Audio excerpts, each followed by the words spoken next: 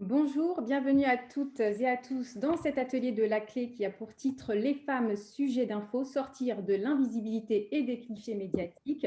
Les termes du sujet sont clairement posés, alors parlons sans détour. Des études, des enquêtes, des rapports qui analysent le contenu sexiste des journaux, il y en a des tas avec des tonnes de chiffres, tous relayés par les médias eux-mêmes sans que cela n'entraîne un grand bouleversement. Alors je ne vais citer qu'un seul chiffre, 24%. Les femmes ne représentent que 24% des personnes que l'on entend, que l'on voit et dont il est question, tous médias confondus, selon une étude internationale de référence du GMMP en cours d'actualisation pour l'année 2020. En attendant, je répète donc ce chiffre, 24% de temps d'expression, alors que les femmes représentent 52% de la population française.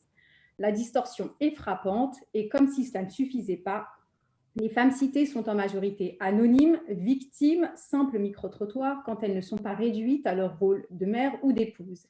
La pandémie a même accentué cette invisibilité et ces stéréotypes. C'est ce que révèlent deux récentes études du CSA et de l'INA. Je vous l'ai dit, la place des femmes dans les médias est très documentée. Alors, comment expliquer que la presse écrite, la télévision, la radio, les sites en ligne continuent de tendre un miroir déformant de la réalité? Comment les médias participent au processus de hiérarchisation des genres et enfin, quelles sont les solutions pour favoriser l'égalité femmes-hommes dans l'information? Pour y répondre, nous avons la chance d'avoir autour de cette table ronde 4 invités à la pointe sur ces questions et surtout qui font bouger les lignes. Safia Kessas, bonjour. Vous êtes journaliste Bonjour. et réalisatrice à la RTBF, radio-télévision belge francophone. Vous êtes également responsable de la diversité et de l'égalité. Et vous venez de publier Balance ta grenade, paru aux éditions Luc Pire, un condensé de vos chroniques au ton décalé, accompagné d'analyses et de ressources qui déconstruisent les stéréotypes de genre. Pierre-Yves Ginet, bonjour. Vous êtes co-rédacteur en chef avec Sandrine Boucher, co-rédactrice en chef du magazine Femmes ici et ailleurs, magazine féministe d'actualité générale et politique que je connais bien puisque j'ai eu la chance d'y collaborer. Grand reporter international pendant 15 ans, auteur de Femmes en résistance, vous avez également été membre du Haut Conseil à l'égalité. Alors, avec nous également Karine Delahaye, mais qui va nous rejoindre un petit peu plus tard. Elle est journaliste, rédactrice en chef de Clara Magazine. Je précise que c'est l'un des plus vieux magazines d'actualité féministe en France. Et elle est également porte-parole de l'association Femmes Solidaires. Isabelle Germain, bonjour, qui est parmi nous, fondatrice du site Les Nouvelles News, qui propose un autre genre d'infos. Avant cela, vous avez été journaliste dans la presse économique et d'information générale pendant 20 ans. Ex-présidente de l'Association des femmes journalistes œuvrant pour une plus juste représentation des femmes dans les médias, vous avez également été présidente de la commission stéréotypes au sein du Haut Conseil à l'égalité de 2013 à 2016. Enfin, autrice de plusieurs ouvrages, vous venez de publier Journalisme de combat pour l'égalité des sexes, paru aux éditions LNN. Alors, j'enchaîne, oui, merci Pierre-Yves de le montrer, j'enchaîne directement justement avec Isabelle Germain. Dans votre dernier livre, vous dressez un panorama saisissant des inégalités dans le paysage médiatique. Comment les médias fabriquent et véhiculent les stéréotypes sexistes? Alors déjà, avec les chiffres que vous avez cités, les femmes sont sous-représentées dans le contenu d'information, moins de 25%, et en plus elles sont stéréotypées, elles sont victimes, épouses d'eux, ou alors juste des passantes anonymes, des témoins anonymes. Donc ça, c'est vraiment quelque chose qui est connu depuis au moins 1995, puisque les premières études du GMMP datent de 1995, et ces études sont citées par les médias, et néanmoins, derrière, rien ne change, puisqu'on a les mêmes chiffres chaque année.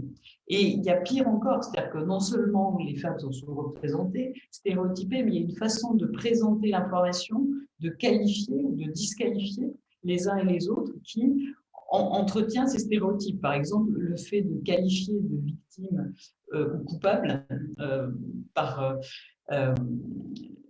par exemple, si on prend l'affaire Darmanin, c'est saisissant de voir qu'il y a beaucoup de féministes qui disent « Attendez, c'est pas normal que cet homme qui est accusé de viol et qui a reconnu quelque chose qui est de l'ordre de l'abus de pouvoir soit en poste », et ça ne choque pas beaucoup de médias qui qualifient ça de quelque chose de sans importance. Donc, et en revanche, beaucoup de médias, à un moment, ont repris une phrase d'Human Darmanin qui dit « la victime, c'est moi », parce qu'il était évidemment, il est la cible de beaucoup de féministes et il a le culot de dire « la victime, c'est moi ». Et cette phrase est reprise telle qu'elle dans plein de titres de journaux. Donc, cette façon de qualifier, disqualifier les faits entretient les stéréotypes. Il y a autre chose qui est très important, dont on parle très peu, mais qui est pour moi très significatif, sur la place des femmes dans le sport. Le fait que, en fait, ce sont les pages sport des journaux qui sont les plus, qui rendent le plus les femmes invisibles, puisque plus de 93% de la surface éditoriale des pages consacrées au sport dans les journaux parlent d'hommes. Et quel effet ça a sur les gens, sur la société, sur la façon dont se comportent les uns et les autres? Eh ben, au bout du compte, tout le monde trouve normal que le dimanche, papa est tapé dans une balle avec ses copains pendant que maman s'occupe de la maisonnée. Donc, ça conforte les rôles sociaux de sexe, cette façon de présenter l'information, simplement par la présence-absence de femmes et d'hommes dans le contenu de l'information, ça conforte les rôles sociaux de sexe et ça fait perdurer ce qu'on appelle la culture du viol, c'est-à-dire toujours voilà, confondre coupables et victimes dans des situations de violence sexuelle. Vous m'aviez dit de faire court. Ah, faut remettre le micro, Linda.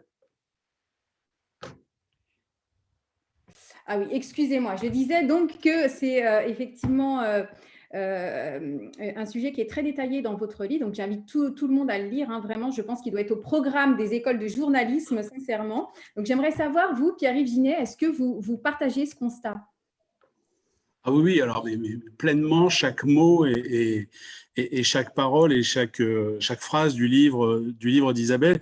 Et je pense qu'on peut rajouter un autre point, c'est, comme vous l'avez dit, c'est-à-dire qu'il y a, voilà, on est 50-50 sur la planète et que, évidemment, les femmes sont dans toutes les sphères de la société et participent à tout. Et quand on lit l'info, eh ben, c'est pas le cas.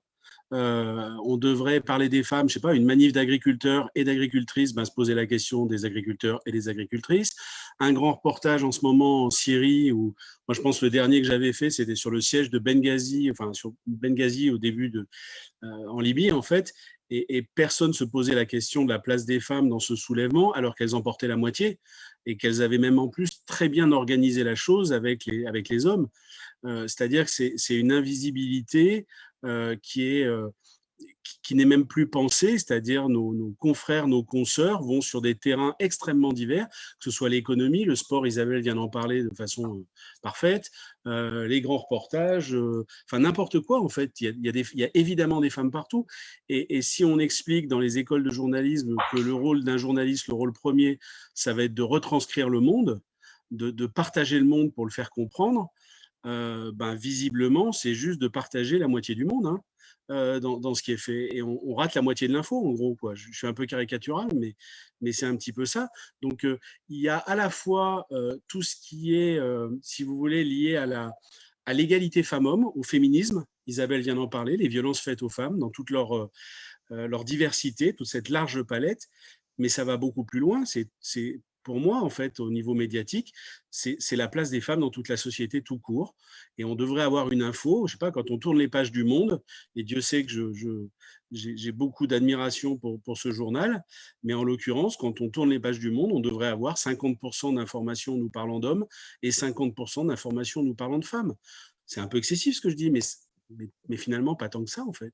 Et on est très très loin du compte parce qu'il y a une population journalistique, et je le dis tout de suite, d'hommes et de femmes journalistes qui ne regardent pas en direction des femmes et qui ne retranscrivent pas cette moitié du monde portée par les femmes, pour plagier ce proverbe chinois bien connu, quoi. Voilà. D'accord. Alors, juste pour préciser par rapport au Monde, effectivement, il y a quand même une prise de conscience de la part du quotidien qui a plusieurs fois relayé dans la presse qu'ils avaient mis en place quelques bonnes pratiques pour justement pallier ces défaillances. Et donc, Safia Kessas, cette invisibilité des femmes et ces poncifs de représentation que tu viens de décrire, Isabelle Géremin et Pierre-Yves Ginet, ils se sont empirés pendant la pandémie. Est-ce que ça a été le cas aussi en Belgique et notamment à la RTBF? Si oui, comment est-ce que vous avez analysé, vous, ce recul?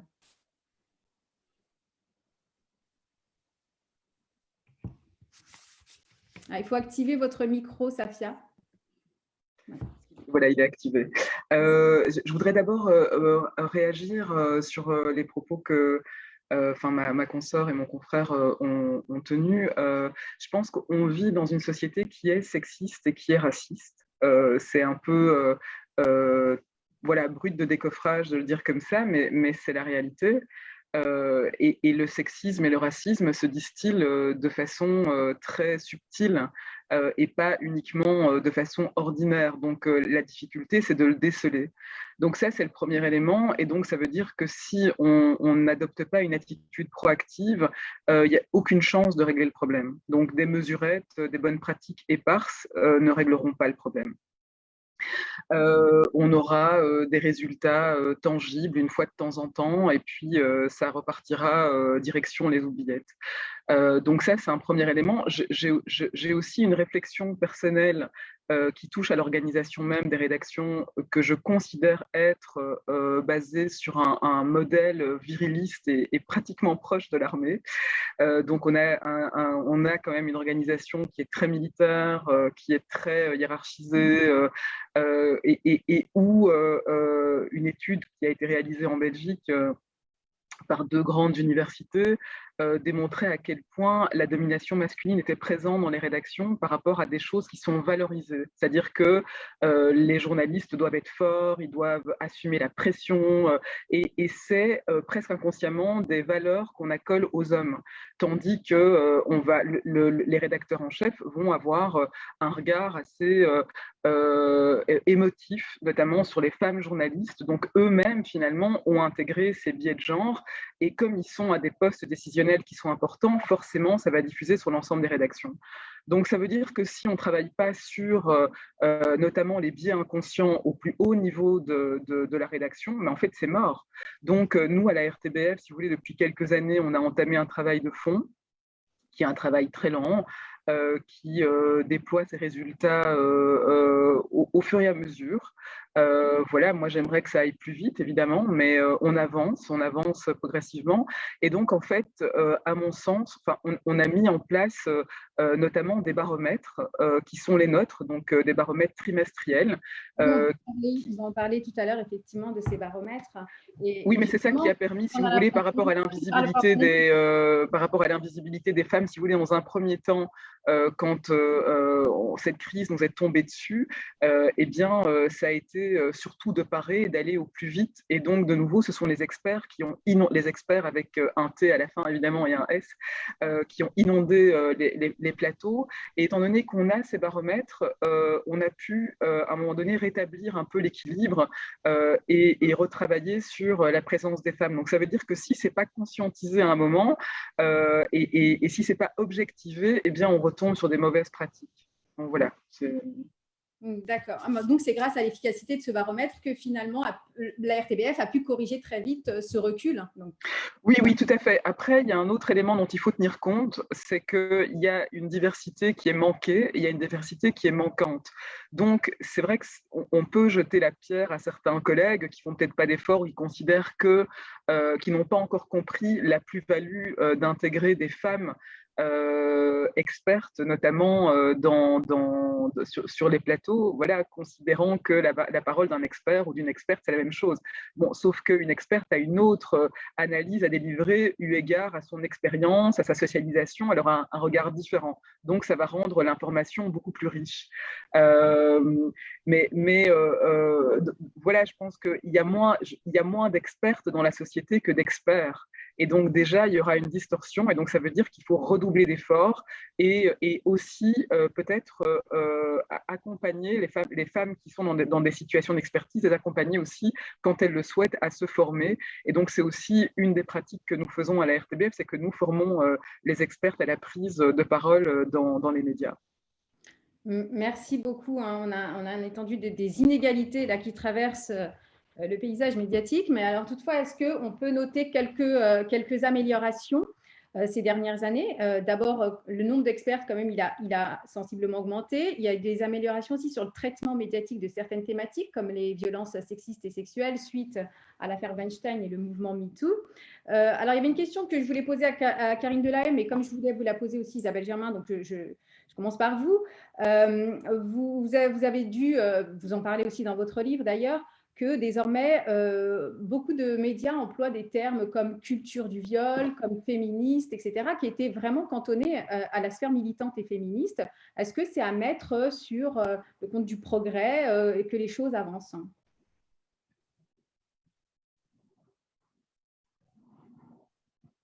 Ah, votre micro est coupé, je crois.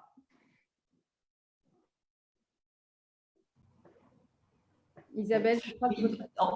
C'est à mettre sur le compte d'Internet. En fait, ce qui a fondamentalement changé et qui fait qu'on évolue et qui fait que les médias évoluent un petit peu, c'est le fait que les féministes et les réseaux féministes se sont emparés d'Internet et qu'avant, les médias, c'était top-down, c'est-à-dire vous aviez une direction composée d'hommes, d'une poignée d'hommes qui décidaient entre eux de la hiérarchie de l'information, les sujets qu'on mettait en haut, les sujets qu'on mettait en bas, la façon dont on qualifiait les faits.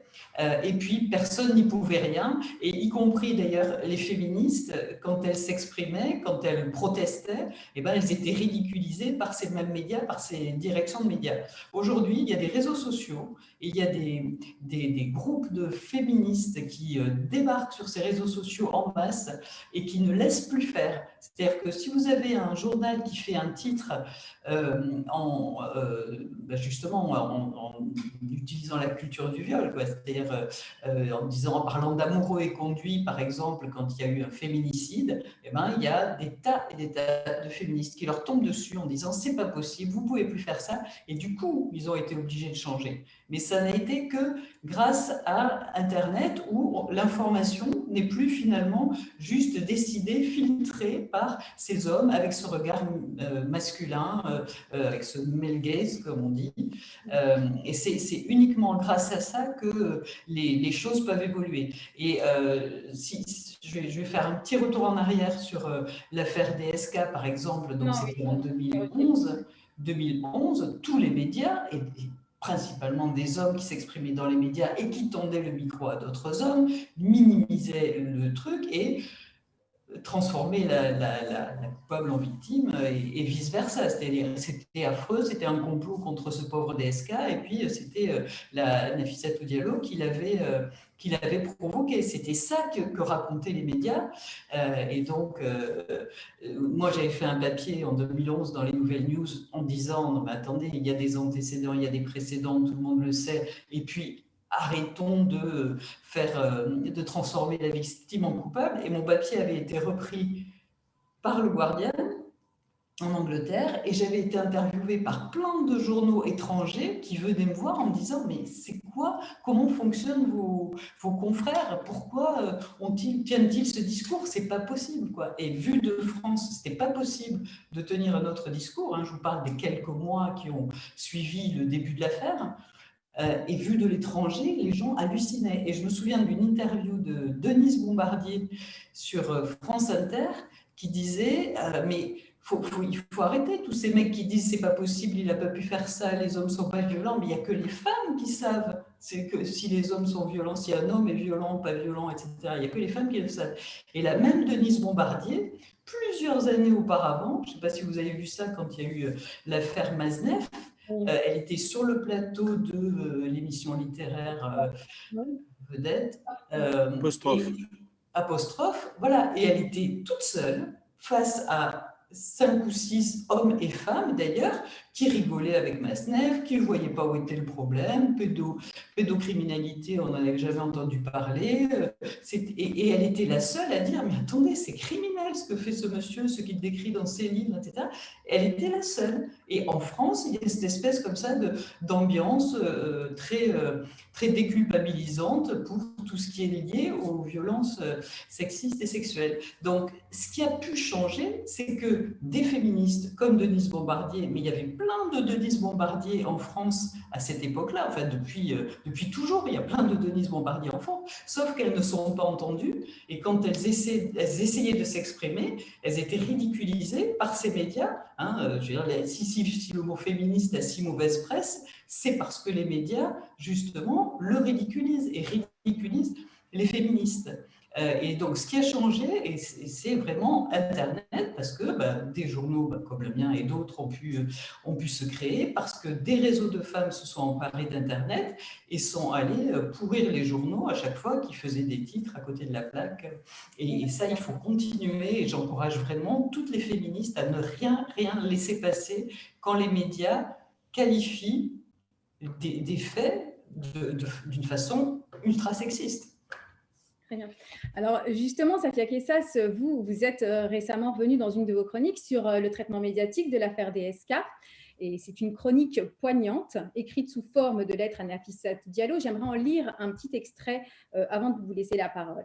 « J'étais aveugle et sourde. Une grande partie de la presse l'était. Ouvrez les guillemets. Nafissatou, menteuse invétérée. Un viol monté de toutes pièces. Nafissatou, prostituée. Fermez les guillemets. Les titres étaient à charge et bien sûr, la justice pénale a donné raison à DSK. Nous a donné raison en quelque sorte, puisque tout s'est terminé par des non-lieux. Chère Nafissatou Diallo, depuis, le monde a changé et mon regard aussi. Hashtag MeToo et Balance ton porc sont passés par là. Votre parole aujourd'hui n'aurait pas été piétinée. Est-ce que vous pouvez nous expliquer le sens de cette chronique ? C'est une chronique où je me mets moi-même en abîme parce que peu importe finalement la réalité de ce que moi j'ai pensé ou pas en tant que journaliste il y a une dizaine d'années.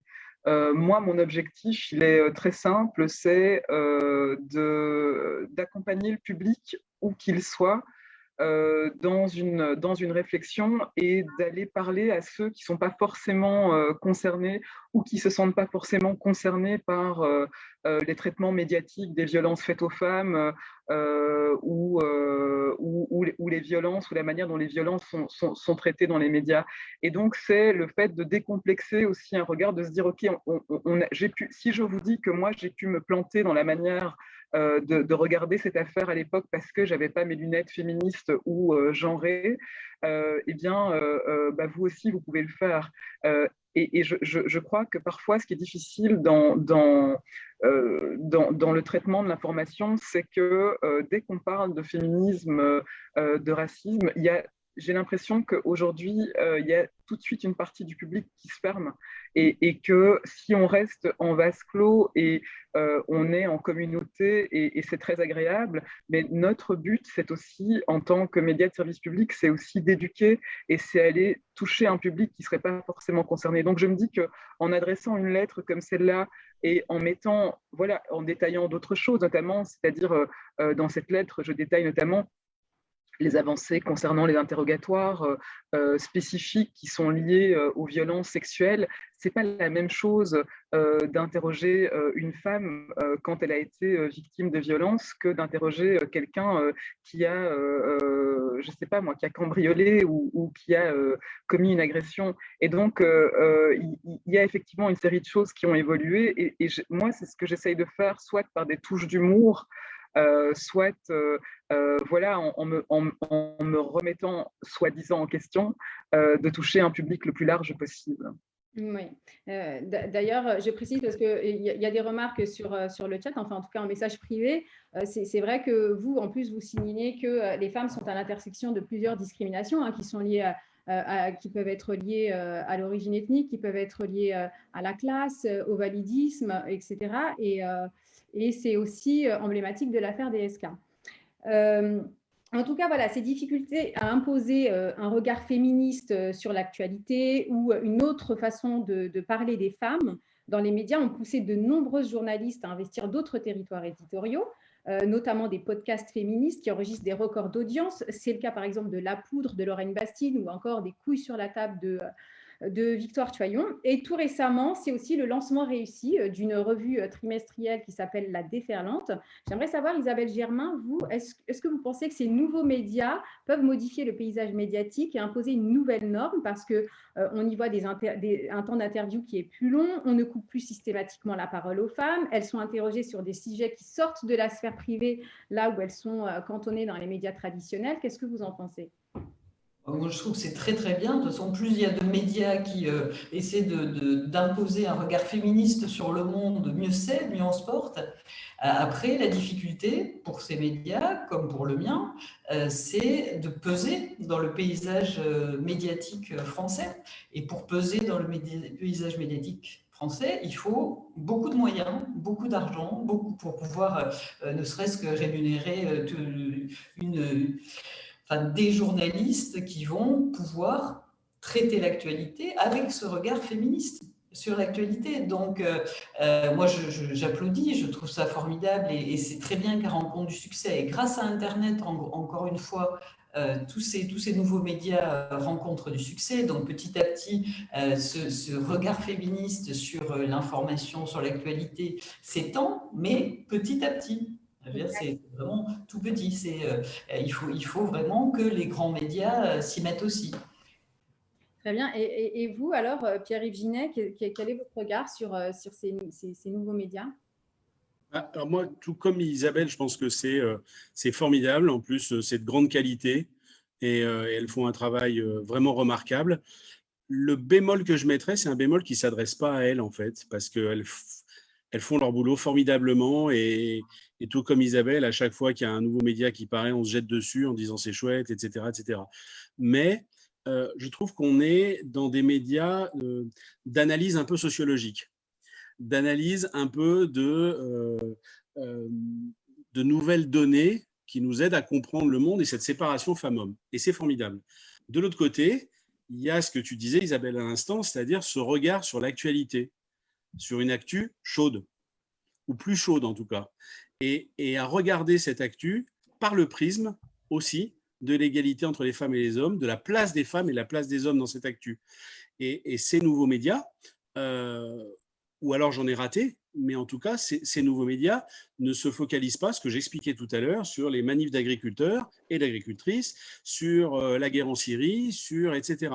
Et je trouve qu'on perd à la fois, et encore une fois, c'est pas de leur fait, c'est leur ligne éditoriale. Donc moi, j'ai aucune critique à adresser, je les suis, je trouve ça formidable. Mais à côté, d'où la nécessité d'avoir d'autres médias d'actu qui suivent avec cette façon de penser le monde différente, parce que je ne sais pas s'il se passe quelque chose au Kosovo, en Syrie ou au Cambodge cette semaine, peut-être que ça peut nous apporter beaucoup et peut-être qu'on peut apprendre beaucoup. Et de la même façon, si on retranscrit notre actualité française, j'ai parlé de mes agriculteurs et agricultrices, je vais garder cet exemple, mais il y en a tant d'autres, eh bien, publier ça aujourd'hui avec les réseaux sociaux, ça peut peut-être aider les copines, notamment à l'autre bout du monde, à avancer plus vite.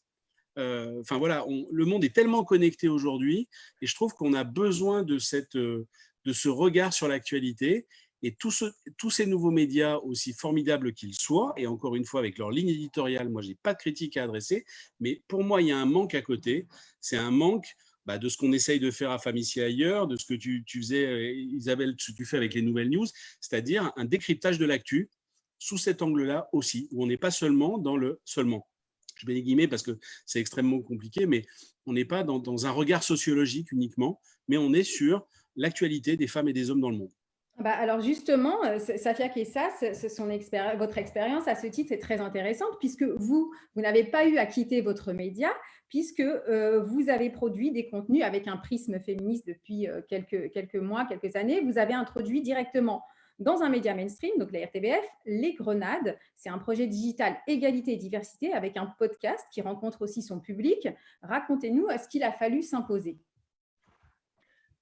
En fait, enfin oui et non, c'est-à-dire que ça a été assez simple de convaincre de la nécessité en fait de créer un média comme celui-là, enfin en tout cas un projet d'information comme celui-là au sein de la RTBF, et j'ai eu un soutien assez évident de ma hiérarchie.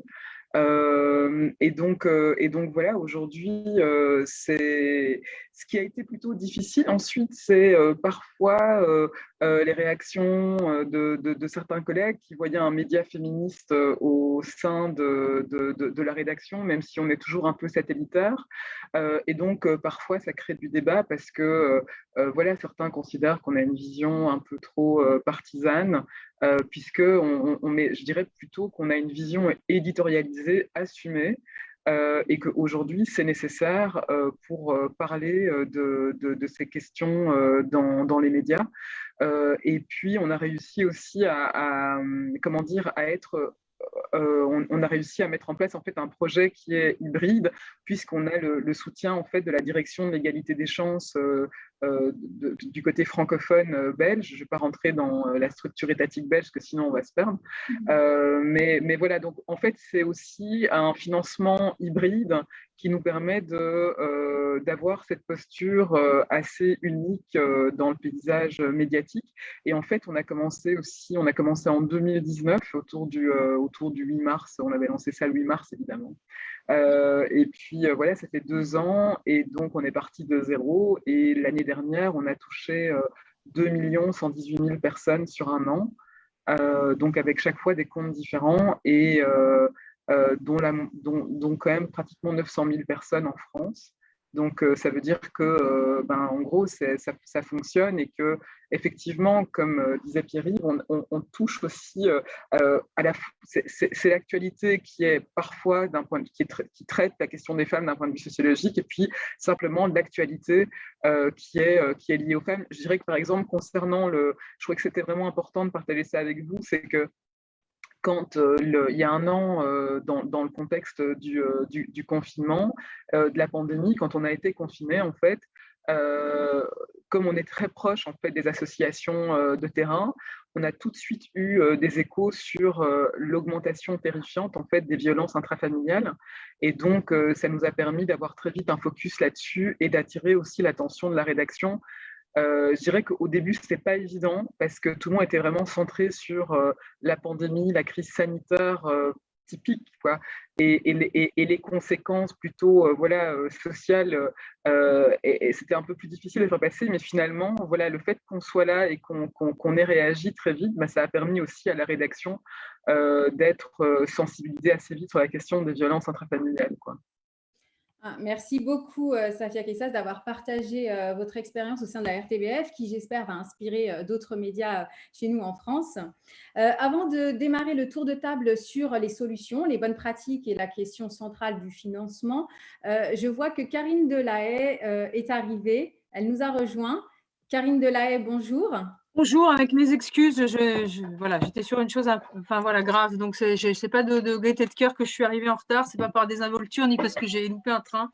Voilà, je suis vraiment navrée, mais j'ai fait au plus vite pour au moins vous rejoindre pour la deuxième partie. Voilà. Alors, nous en sommes à la troisième partie. En tout cas, merci de nous rejoindre malgré le contexte. Merci beaucoup, Karine Delahaye. Je répète à nos auditeurs et auditrices que vous êtes rédactrice en chef de Clara Magazine et la porte-parole de l'association Femmes Solidaires. Donc, on continue, on va ouvrir le tour de table sur les bonnes pratiques et la question du financement dans les médias. Donc, conscient des enjeux pour l'égalité ou alors frileux face à la pression d'une partie de l'opinion publique, les médias, effectivement, adoptent de plus en plus des bonnes pratiques pour tendre vers l'égalité. Pierre-Yves Vinet, au magazine Femmes ici et ailleurs, vous avez adopté très tôt des bonnes pratiques, comme la mise en place de gender editor, comme à Mediapart, l'écriture inclusive. Est-ce que tous les médias devraient s'y mettre? Et pensez-vous que cela se joue aussi dès la formation des étudiants en journalisme? Coucou Karine, d'abord. Bonjour Karine, bonjour à toutes. Oui, je pense que, en fait, je crois qu'il est nécessaire d'aller mettre une grosse dose d'études de genre dans toutes les écoles de journalisme, en pensant, enfin c'est nécessaire, c'est incontournable en fait. En fait, cette question d'égalité, je me rappelle quand on était au Conseil à l'égalité, et Isabelle, toi qui m'as précédé, ça devait être la même chose. c'est du boulot, c'est du travail, c'est de la transpiration, toutes ces histoires-là. Donc, faut bosser, et qu'on soit un gars ou une fille, et encore plus si on est un gars, je pense, mais faut travailler d'abord. Et donc, si on parle de travail, et ben, pour les études, pour devenir journaliste, ça me semble être incontournable d'en faire partie.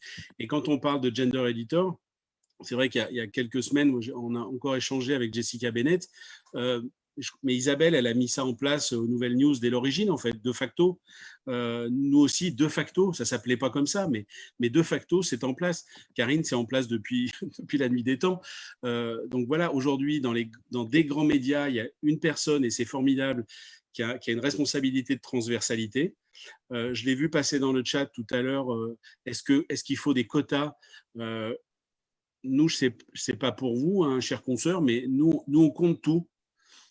On compte tout. On compte les provenances les équilibres géographiques, les thématiques abordées, le nombre de sujets LGBT, le nombre de sujets handicap, le nombre de sujets, etc. On compte tout. Et comme ça, une fois qu'on compte tout, on a ces chiffres et on voit tout de suite, en fait. C'est tout simple. Et je me rappelle de confrères qui étaient en Suisse et qui avaient pris une stagiaire pour compter sur un mois. Juste compter et montrer le chiffre, ça les avait fait changer leur pratique aussi. Donc voilà, deux exemples. Donc une formation, moi je pense que sans formation, on n'y arrivera pas. Il y a d'autres contraintes qu'on va aborder après. Et puis effectivement, compter, ça paraît stupide, mais ça marche très bien. D'accord. Alors justement, Safia Kessas, vous parliez tout à l'heure de l'efficacité du baromètre, mais je vous pose quand même la question. En fait, est-ce que, ou autrement du moins, est-ce que ça vous semble pertinent de l'imposer, ce baromètre, à tous les médias? Oui. En tout cas, moi, je suis pas spécialement en faveur de ce qu'il faut imposer ou pas dans les rédactions, parce que il y a une culture d'entreprise qui est propre à chaque rédaction. Et je pense que ça, il faut la respecter. Par contre, la question de l'efficacité des baromètres, elle a été démontrée en plein, que ce soit à la BBC ou à la SVT, qui est le média suédois. En fait, au plus on compte, au plus les résultats sont bons. Au plus les baromètres sont rapprochés dans le temps, au plus les résultats sont bons. Ça a été démontré, voilà, donc on sait que c'est une bonne pratique, et si on veut vraiment changer les choses, il faut passer par un comptage. Ensuite, un comptage, ça n'est pas suffisant. Il faut travailler sur la représentation qualitative. Si vous avez une majorité de femmes, imaginons vous avez un baromètre qui soit général, et que dans le baromètre, vous avez 70% de femmes dans les émissions de diversité, dans les émissions de divertissement, et très peu de femmes dans les expertises, mais qu'au total, vous avez un 50%, vous n'avez rien résolu du tout. Si vous avez 50% d'experts et d'expertes, mais que vous donnez la parole aux femmes uniquement concernant la maternité et aux hommes concernant l'économie, vous n'avez rien résolu du tout. Donc, il faut travailler également sur des notions qui sont la diversité. Quelle diversité vous voulez? Une diversité inclusive, me semble-t-il, pour que nous fassions tous société. Un autre élément, c'est travailler sur les biais inconscients. Ça mange pas de pain. Je veux dire, tout le monde peut faire des formations régulières sur les biais inconscients. Et enfin, je dirais, se fixer des objectifs, quels qu'ils soient. Donc, c'est-à-dire, voilà, dans un an, on veut que 33 ou 35% de femmes expertes. C'est déjà un objectif en soi. Et s'attaquer ensuite à d'autres catégories qui doivent être représentées dans les médias. Donc, en gros, s'il faut résumer, c'est mesurer, se former, notamment au biais inconscient, et ensuite se fixer des objectifs. Après, les quotas, c'est à chacun de voir au sein de sa structure comment on voit les choses. Et puis, je dirais aussi un élément qui est fondamental, c'est que si vous n'avez pas le soutien de votre rédacteur en chef ou du président du groupe, je pense que ça sert à... Personnellement, je pense que vous allez beaucoup vous essouffler, et qu'il faut le soutien du top management, où qu'on soit quand on se bat sur ces questions-là. D'accord. Alors, il y a d'autres enjeux qui sont liés au financement. Et Isabelle Germain, vous, c'est justement ça, le manque de financement, qui vous a poussé à interrompre en 2018 le site des Nouvelles News, que vous avez relancé il y a un an, toute seule avec l'aide de pigistes. J'aimerais savoir à quelles difficultés vous vous êtes heurtée. Est-ce qu'on peut dire qu'il y a du sexisme dans l'accès au financement? Clairement. Oui. Oui, moi, quand j'ai lancé les Nouvelles News, depuis le départ, j'ai fait comme tous mes confrères qui ont lancé, c'est 2009, c'est le début des pure players. Et donc, j'ai immédiatement d'ailleurs fait partie du syndicat qui s'est créé, le SPIL, qui est le syndicat professionnel de l'information indépendante en ligne, au sein duquel j'étais la seule femme, patronne de presse. Donc déjà, il n'y avait que des garçons qui créaient des journaux en ligne à l'époque. Et puis, ils allaient chercher des financements auprès d'investisseurs et eux, je ne sais pas pourquoi, ils claquaient des doigts, ils trouvaient des financements. Donc, par exemple, Mediapart a démarré avec 2 millions d'euros en poche. Donc, avec 2 millions, il a pu embaucher une rédaction d'une vingtaine de personnes, etc. Et moi, les refus que j'avais, donc moi, j'ai démarré avec l'indemnité de départ que j'ai eue quand j'ai quitté le journal dans lequel j'étais avec une clause j'ai pris ma clause de conscience. Hein, c'est un privilège de journaliste de pouvoir partir quand notre journal est vendu avec un petit paquet d'argent, quelques amis qui ont mis un peu d'argent, mais voilà, ça ne suffisait pas pour embaucher 20 journalistes. Et donc, quand j'allais chercher des investisseurs, ils me répondaient « Ah ouais, mais alors si vous faisiez plutôt un journal féminin en faisant de la mode, beauté, cuisine, machin, vous auriez la manne publicitaire et du coup, ça serait rentable et ça pourrait nous intéresser. » Alors que je venais de leur expliquer que c'était un autre regard sur l'actualité, un regard plus équilibré que sur l'actualité. Donc ça ne marchait pas. Des gens comme Xavier Niel qui avait mis de l'argent dans tous les journaux qui se lançaient, lui, voilà, pour lui, la parité, c'était vraiment un sujet complètement dépassé, le féminisme complètement has-been.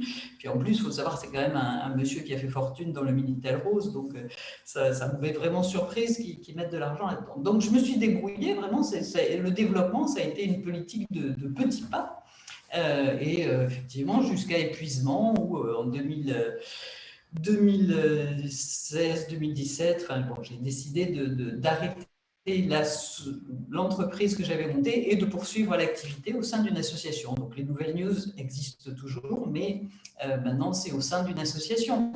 Ce qui me désole, parce qu'un journal, c'est une entreprise, quoi. Mais voilà, on fait comme ça.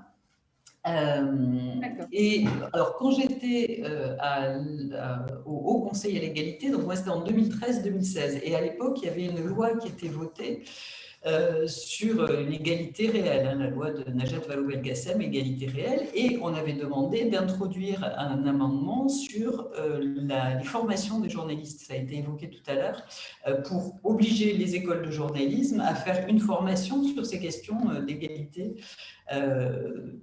Voilà, dans le contenu de l'information. Et une levée de bouclier épouvantable de la part de la conférence des grandes écoles, c'est-à-dire l'association qui réunit toutes les grandes écoles de journalisme, et qui ont dit mais c'est pas possible, liberté d'enseigner, nous imposer ça, etc. Et évidemment, les parlementaires courageux mais pas téméraires ont préféré renoncer parce que on ne se met pas des journalistes à dos quand on est parlementaire en France. Donc, ils ont renoncé et une députée qui faisait partie du Haut Conseil à l'époque m'a dit « mais c'est incroyable, tu sais qu'il y a quelques jours, on a fait passer une loi à la demande des industriels pour obliger les écoles de commerce à faire des enseignements sur l'industrie et c'est passé sans problème. » Alors, voilà, faire des enseignements sur l'égalité homme-femme dans les écoles de journalisme, ce n'était pas possible, mais parler d'industrie, il n'y avait aucun problème. Voilà. Merci Isabelle. Karine Delahaye, alors avant d'attaquer directement sur les financements, pour que les auditeurs et les auditrices puissent connaître un petit peu votre magazine, je vais vous poser une question que je voulais vous poser au départ. Comme vous savez, donc, les représentations sexistes inondent le paysage médiatique, hein. Les femmes sont souvent représentées comme simple victime, micro-trottoir, anonyme. Et j'aimerais savoir comment vous faites, vous, chez Clara Magazine, qui revendique militant, pour ne pas tomber dans l'effet inverse, c'est-à-dire faire le portrait de femmes uniquement sur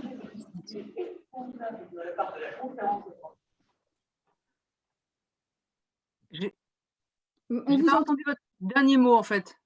Alors, comment vous faites pour ne pas être dans l'effet inverse, c'est-à-dire à ne représenter que des femmes super puissantes dans votre magazine? Déjà, il faudrait d'abord, excusez-moi encore une fois, donc juste un tout petit mot pour expliquer donc notre journal qui est là depuis 1945 et qui a été créé sur une idée qui est toujours très très forte et qui répond à cette problématique, qui est l'idée d'éduquer que si les femmes veulent, à l'époque, on ne parlait pas d'empowerment, mais si on veut prendre en main son propre destin, et ben, il faut au minimum voilà, comprendre les enjeux du siècle dans lequel on est. Et donc, pour ça, il fallait, à l'époque, on disait s'éduquer nous-mêmes. Donc, ce journal a été lancé, voilà. Et donc, on est passé de ce stade-là, à mon sens, aujourd'hui, effectivement, un journal tout aussi militant, mais qui a pour but, je pense, aujourd'hui, en plus, de normaliser la place des femmes. Et ça, c'est quelque chose qui est très difficile. Parce qu'on a vécu pendant les 20 dernières années, on a fait un travail qui était un travail de montrer les femmes, de les sortir de l'invisibilité. Je pense qu'aujourd'hui, les gens ont compris que les femmes peuvent occuper, et on en est la preuve, des places de responsabilité, peuvent prétendre à la présidence d'une république, mais aujourd'hui, il nous faut maintenant normaliser. Et effectivement, le travail qu'on fait, nous, c'est de ne pas dire cette femme qui est chirurgienne, cette femme qui est pilote de ligne, elle fait quelque chose d'exceptionnel parce que c'est une femme super puissante. Elle fait un travail qui est un travail normalisé, c'est sa place, c'est son destin, c'est sa vie, donc voilà. Donc, à la fois, on est très militant, mais notre aspect militant, il est aussi, aujourd'hui, parce que c'est ce que j'aurais dit si on m'avait posé la question sur les nouveaux médias, on a une ligne éditoriale qui est très fixe, qui est très déterminée. C'est-à-dire que nous sommes abolitionnistes, nous sommes laïques, nous avons une charte qui est une charte tout à fait fixe. Et donc, notre militantisme, il passe aussi par des valeurs sur lesquelles nous ne dérangeons pas. Et aujourd'hui, peut-être dans la presse, alors je suis mal placée parce qu'aujourd'hui, on a plutôt que des gens qui sont assez clairs sur leurs valeurs. Mais aujourd'hui, notre souci aussi, c'est qu'on montre beaucoup de femmes super puissantes, mais ça part dans tous les sens. Et finalement, au fond, pour répondre aussi en même temps à la deuxième question avant, là, qui était juste avant, les journalistes, j'ai la sensation qu'ils ne savent pas ce qu'ils sont en train de faire. Voilà. Et donc nous, notre travail aussi de militantisme aujourd'hui, c'est de comprendre qu'est-ce que c'est que le continuum des violences. Moi, j'ai eu la chance que la personne qui m'a précédée à cette rédaction, c'est Ernestine Renet. On a une autre grande rédactrice en chef, Géraldine Ledigol, qui était là avant moi, mais la personne qui a créé Clara dans la version où elle est aujourd'hui, c'est Ernestine Renet. Et moi, c'est quelqu'un qui m'a fait comprendre, qui m'a éduquée, et grâce à elle, j'ai compris ce que c'était que le continuum. Et donc aujourd'hui, quand je rédige un article, je me demande toujours comment on en est arrivé là et qu'est-ce que c'est que ce continuum. Et parfois, quand je vois mes collègues, une fois, je suis intervenue auprès du Parisien pour, j'aurais pas dû dire qui, mais bon, c'était le Parisien en l'occurrence, parce qu'ils avaient utilisé encore une fois le mot de crime passionnel. Et quand j'ai eu la journaliste, elle m'a dit, je suis désolée, franchement, on le fera plus. Je lui ai dit, mais est-ce que vous comprenez pourquoi il ne faut pas le faire? Parce que moi, je n'ai pas d'injonction, je ne suis pas dans la dictature, je ne vous demande pas d'avoir un champ lexical qui correspond à ce que j'ai envie d'entendre. Est-ce que vous comprenez à quel point, en banalisant les violences faites aux enfants, les violences faites aux femmes, vous participez à une chaîne qui organise quelque chose qui vous dépasse peut-être. Voilà. Et donc, je pense que le travail militant qu'on fait, c'est d'abord de comprendre, de dire aux journalistes, vous participez à un continuum, ou vous n'y participez pas. Voilà. Mais quelle place vous avez, vous, dans cet échiquier? Voilà. Donc, on n'a plus envie de montrer des femmes super puissantes, on a envie de montrer des femmes dont la présence est normalisée, voilà, dans le monde d'aujourd'hui. Et c'est ça notre enjeu. Mais c'est un enjeu parce que j'aimerais qu'aujourd'hui aussi, on puisse lire Clara Magazine en se disant les femmes qui sont ici, au fond, notamment leur présence est banalisée, mais aussi elles font partie, et c'est la deuxième partie militante de ce journal, il y a une remise en cause de la répartition des richesses. Aujourd'hui, pour moi, le féminisme, c'est un changement de société.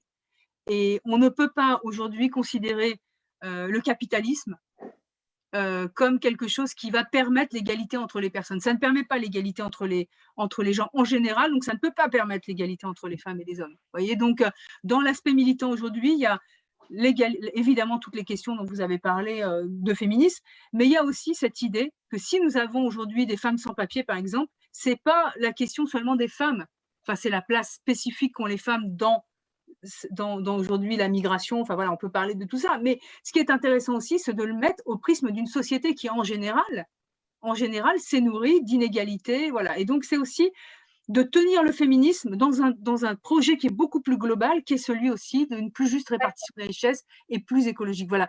Donc, et bien souvent, les gens qui se sont battus pour ça… Excusez-moi de vous couper, on a compris effectivement ce que vous défendez au sein de Clara Magazine et votre vision. Et je voudrais juste qu'on avance un petit peu parce que le temps tourne et je voulais vous interroger sur les financements de Clara Magazine, parce que vous avez qu'une petite aide à la presse à hauteur de 2 000 €. Clara Magazine vit clairement sur ses abonnements et sur quelques interventions dans le milieu scolaire. Est-ce que la question des financements et même l'aide à la presse vous semble inégalitaire? Non, non, mais évidemment que c'est pas égalitaire. On gagne 2 000 €, enfin, on touche 2 000 €. Vous savez pourquoi je le fais? Je le fais parce que par principe, quand une aide est donnée, il faut la prendre. Il faut la prendre parce que si vous la prenez pas, elle disparaît. Donc voilà pourquoi je la demande chaque année, mais elle me demande plus de travail. En tout cas, elle demande plus de travail aux gens qui la font, notamment à notre directrice de publication, Sabine Salmon, et à la personne qui s'occupe en grande partie de notre administration. Ça lui demande plus de temps. En fait, ça nous coûte plus d'argent que ce que ça nous ramène. Mais je le fais quand même par principe parce que le ministère de la Culture et de la Communication doit aider la presse, donc je continue de le faire. Mais ce que je vous essayais de vous expliquer sur la plus juste répartition des richesses, c'est parce que je ne suis pas adossée à un grand groupe de presse. Parce que quand effectivement je veux mettre en place, je veux dénoncer ce qui se passe à L'Oréal, ou je ne peux pas prendre de la pub de gens dont je vais expliquer qu'ils balancent, et en Éthiopie, ces grandes entreprises balancent toutes leurs pesticides dans la WASH qui est aujourd'hui complètement…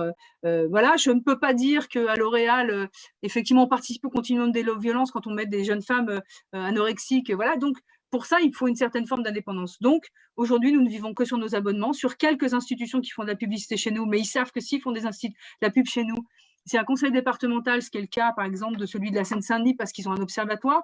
Ils font une pub sur l'observatoire, mais il est hors de question que je leur envoie mon journal avant qu'ils communiquent.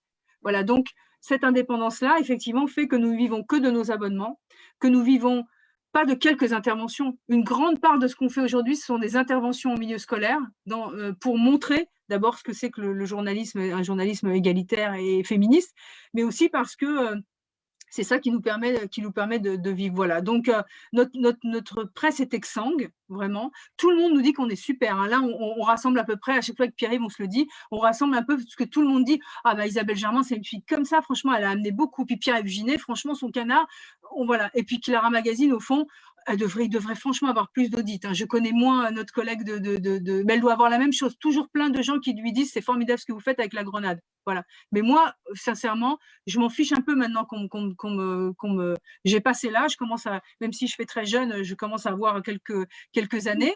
Et maintenant, je m'en fiche qu'on me dise que ce que je fais est formidable. Ce que je voudrais, c'est qu'on me donne les moyens de les faire correctement, et je finirai par là. Aujourd'hui, effectivement, en même temps, notre organe de presse, Isabelle, n'est pas une association. Nous, on a gardé notre entreprise, on essaye de la faire vivre, mais c'est très difficile, très, très difficile.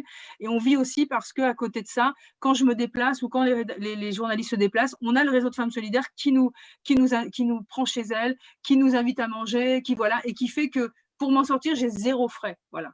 Je suis un des seuls journaux qui n'a 0 frais, voilà. Mais c'est pas normal, c'est pas le journaliste tel qu'on devrait le faire, voilà. Donc il faut augmenter l'aide à cette presse-là, qui est une presse qui éduque et qui aide la société à changer, quoi. Ou alors peut-être qu'ils n'ont pas envie de changer la société, ça c'est encore une autre question. Merci Karine Delahaye, je crois que c'est très clair. Alors Pierre-Yves Ginet, Femmes ici ailleurs ne perçoit pas non plus d'aide à la presse, je crois. Pourquoi et qu'est-ce que vous préconisez justement pour une plus juste distribution de ces subventions publiques? Moi, je ne vais pas avoir grand-chose à rajouter sur ce qu'a dit Karine, hein, parce que Femmes ici ailleurs, cette année, on a touché notre première subvention qui est de 3 000 €, et effectivement, ça coûte plus cher de remplir les dossiers que ce qu'on perçoit.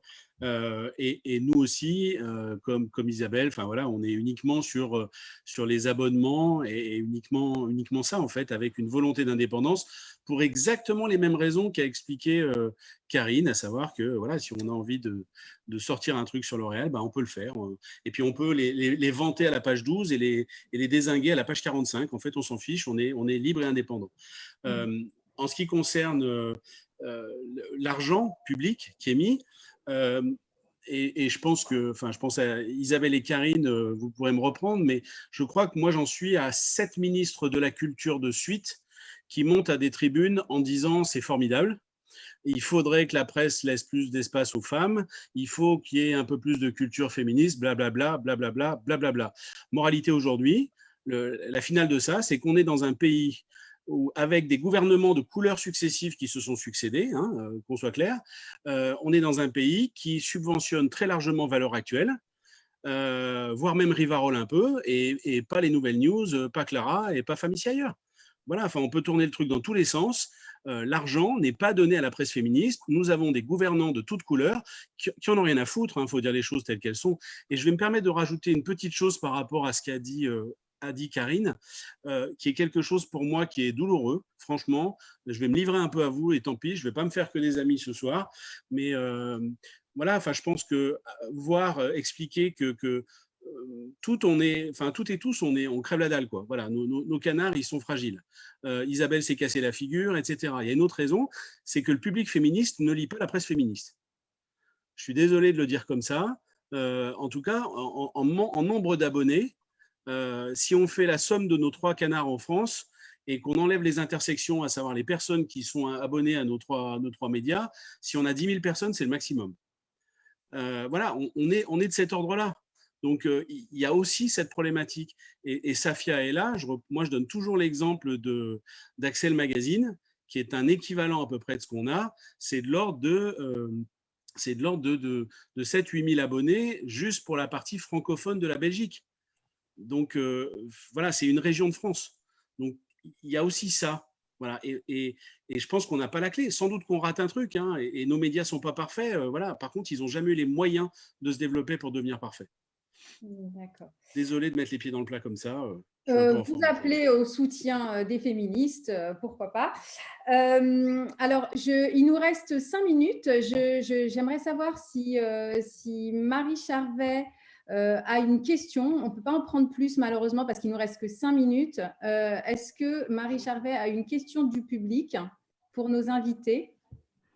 Bonsoir à toutes et tous. Alors, il y a quelques questions, mais dont les sujets ont été un petit peu abordés. Je pense notamment à la question des quotas. Mais j'ai une dernière question de Mathilde Tisser qui nous demande si est-ce que vous n'avez pas peur que l'on vous accuse de trahir la neutralité journalistique? Est-ce que selon vous, pour que ces médias touchent de plus en plus, ça devrait passer par le débat autour de cette neutralité au sein de la profession? Alors, qui veut répondre? Merci beaucoup, Marie Charvet. Merci à vous et bravo. Merci, Marie. Qui veut répondre à cet internaute qui nous suit? Alors, moi, je veux bien. Isabelle, on vous écoute. Oui, non, la neutralité journalistique, ça n'existe pas. Enfin, l'objectivité, ça n'existe pas. Enfin, les choix, ne serait-ce que la hiérarchie de l'information. Quand un journal décide d'ouvrir sur un match de foot, par exemple, c'est pas neutre. C'est pas neutre. Et au match de foot masculin, c'est pas neutre. Donc, la neutralité, ça n'existe pas. Il faut être honnête. On a un devoir d'honnêteté, de donner la parole à tout le monde et d'aller chercher la vérité. Ça, oui, mais la neutralité, ça n'existe pas. Est-ce que je peux faire juste un tout petit retour en arrière sur la question des financements ? Oui, bien sûr, allez-y. Juste, non, parce que j'avais parlé des financements privés, mais je n'avais pas parlé des financements publics. Moi, les nouvelles news, j'ai eu droit à des financements publics, mais il a fallu que je me batte comme une dingue, parce que ces financements étaient attribués par des commissions composées de représentants de la presse qui étaient qu'un club de vieux messieurs de 60 ans et qui ne voulaient pas donner d'argent aux nouvelles news parce qu'ils ne comprenaient pas la ligne éditoriale féministe, etc. Donc, j'ai dû écrire à toutes les ministres que je connaissais, qui ont écrit au ministre de la Culture, qui les a fait se réunir exprès pour m'attribuer les fonds, et j'ai fini par l'avoir. Enfin, vous imaginez, quand on dit que ça nous coûte plus cher d'aller chercher les fonds que de les avoir, je souscris, c'est ce qui s'est passé pour moi. Et l'autre chose, quand j'étais au Haut Conseil à l'égalité, j'avais suggéré que les aides publiques et d'une façon générale, enfin, j'avais parlé gender budgeting, quoi, que si on veut en finir avec les stéréotypes, eh bien, il faut agir sur plein d'aides, et y compris sur les aides au sport, par exemple, enfin, sur les subventions affectées aux sportifs qui, au bout du compte, profitent beaucoup plus aux petits garçons qu'aux petites filles, et donc ça entretient les stéréotypes. Et pour la presse, c'est la même chose. Quand on voit les financements publics que reçoit l'équipe, encore une fois, je fais peut-être un focus sur la presse sportive, mais 95% de leur surface éditoriale parle d'hommes, et ils reçoivent des fonds publics, alors que des journaux comme les nôtres, qui veulent équilibrer la place des femmes et des hommes dans l'information, ne reçoivent pas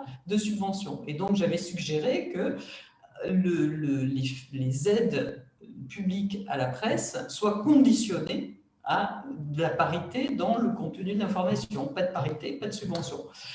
autant vous dire que c'est voilà, une proposition qui n'a jamais été retenue par un gouvernement, puisque les gouvernements ne veulent pas se mettre à dos les journalistes. D'accord. Peut-être juste un mot sur la neutralité. Je voudrais en appeler un peu comme Pierre-Yves. La neutralité, moi, j'ai une presse d'opinion, donc forcément, il y a des fois mes éditos, on les aime bien ou on les déteste, et c'est pas grave. Moi, j'ai jamais renvoyé un abonnement. Je suis abonnée de temps en temps à quelques magazines, pas toujours les mêmes, mais j'ai jamais écrit à une rédactrice en chef pour le dire ou à un rédacteur en chef pour dire je suis pas d'accord avec vous, donc je vous renvoie mon abonnement. Alors, il faudrait vraiment que voilà. Mais je veux dire, je sais pas comment vivent les autres, mais moi, plein de fois, on m'écrit pour me dire alors cette année, je ne vais pas m'abonner parce que l'année dernière, vous avez publié cet article m'a insupporté. Donc, voilà, j'ai envie de dire aux féministes aussi, on fait une presse d'opinion.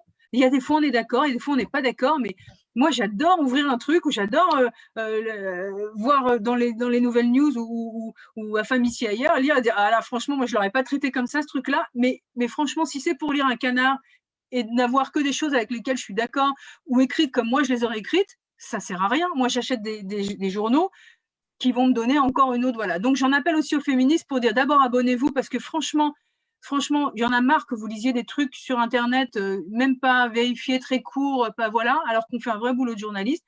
Et oui, des fois, on n'est pas tous d'accord, mais c'est pas grave, en fait, ça peut aider aussi. La dernière chose que je voulais dire, moi, j'ai jamais obtenu ma carte de presse. Voilà. Quand je fais une demande pour avoir une carte de presse, on me dit que comme je gagne très mal ma vie, on se dit avec ce que vous gagnez là, c'est forcément pas avec ça que vous vivez, donc c'est pas la majorité de votre voilà. Moi, je ne vis que de la presse, mais comme je gagne mal ma vie, ils se disent elle a forcément d'autres ressources, donc ça ne peut pas être l'intégralité de ce que vous produisez, voilà. Donc moi, je n'ai jamais eu une carte de presse. Ça va faire 12 ans que je dirige ce journal. Je suis allée à l'ONU, je suis allée dans les festivals les plus prestigieux, voilà. Et ben, on m'a jamais donné ma carte de presse. Et la dernière fois, j'ai même pas été devant la commission parce que j'en ai ras-le-bol de me justifier, voilà. Donc je voudrais dire les subventions et la carte de presse. On fait pas un journalisme de rabais parce qu'on est féministe. Voilà, on fait un vrai journalisme. Merci Karine Delahaye. Alors concernant la neutralité dans le journalisme, je voulais juste renvoyer cet internaute qui nous a interpellés au livre d'Alice Coffin, donc Le génie lesbien, qui parle très très bien de ce principe de neutralité dans la presse. Et puis d'ailleurs, Safia Kessas l'a interrogé dans son podcast Les Grenades. C'est à écouter, cette interview est vraiment, vraiment très instructive pour comprendre ce qui se passe avec ce principe de neutralité. Voilà, donc on a fini cette table ronde. Donc je voulais remercier tous les quatre d'avoir participé, évidemment. Isabelle Germain, Safia Kessas, Pierre-Yves Ginet et Karine Delahaye. Un grand merci également à la clé pour cet événement exceptionnel. Et puis, merci beaucoup au magazine Femmes ici et ailleurs d'avoir piloté cette table ronde. Et bien sûr, merci à toutes les participantes et les participants et à toutes celles et ceux qui ont posé des questions sur le chat, mais auxquelles on n'a pas pu répondre. Désolée, ce sera pour une prochaine fois.